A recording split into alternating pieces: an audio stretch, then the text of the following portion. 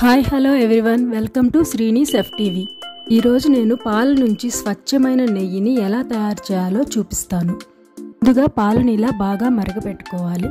ఇలా మరగపెట్టుకున్న పాలు చల్లార్చుకొని ఫ్రిడ్జ్లో 6 అవర్స్ పెట్టుకోవాలి. 6 అవర్స్ తర్వాత పాలు తీసి చూస్తే మీగడ ఇలా గట్టిగా ఫామ్ అయి ఉంటుంది. ఇప్పుడు మనం ఒక చాకు తీసుకొని గిన్నెకి అంచుల వెంబడి ఇలా చాకుతో కట్ చేసుకుంటే మీగడ ఈజీగా వచ్చేస్తుంది. ఇప్పుడు ఈ మీగడని ఒక గిన్నెలోకి తీసుకోవాలి. నాకు ఈ బాక్స్ నిండడానికి 10 days పట్టిందండి. ఇప్పుడు ఈ మీగడని 1 hour పాటు రూమ్ టెంపరేచర్లోనే వదిలేయాలి. కూలింగ్ తగ్గాకే మనం మిక్సీ వేసుకోవాలి. కూలింగ్ తగ్గాక మిక్సీ జార్ తీసుకొని ఇలా మీగడనంతా జార్లో వేసుకోవాలి. ఇప్పుడు ఇందులో వాటర్ పోసుకొని మిక్సీ పట్టుకోవాలి.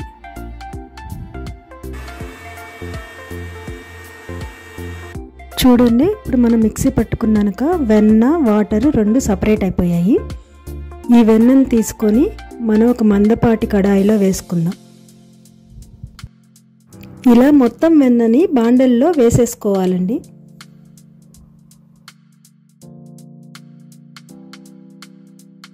ఇప్పుడు ఇందులో వాటర్ పోసుకొని ఒక 2-3 times వాష్ చేసుకోవాలి.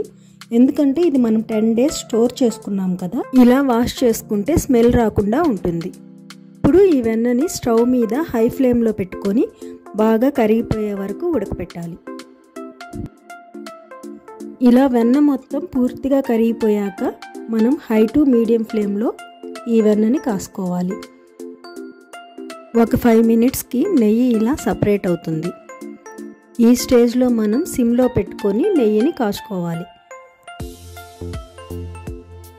చూడండి, ఒక 3 minutesకి అంతా మనకి ఇలా బ్రౌన్ కలర్లో నెయ్యి ఫామ్ అవుతుంది. ఈ స్టేజ్లో కొంచెం సాల్ట్ వేసుకొని స్టవ్ ఆపేసేసుకోవాలి. చూడండి, చల్లారాక మనకు ఎంత మంచి కలర్లో నెయ్యి తయారైందో. ఈ చల్లారిన నెయ్యిని ఒక ఎయిర్ టైట్ కంటైనర్లో స్టోర్ చేసుకోవచ్చు. అంతేనండి, ఎంతో స్వచ్ఛమైన నెయ్యి పాలతో ఇంట్లోనే ఇలా తయారు చేసుకోవచ్చు. Thank you for watching. This is yours Srini's wife.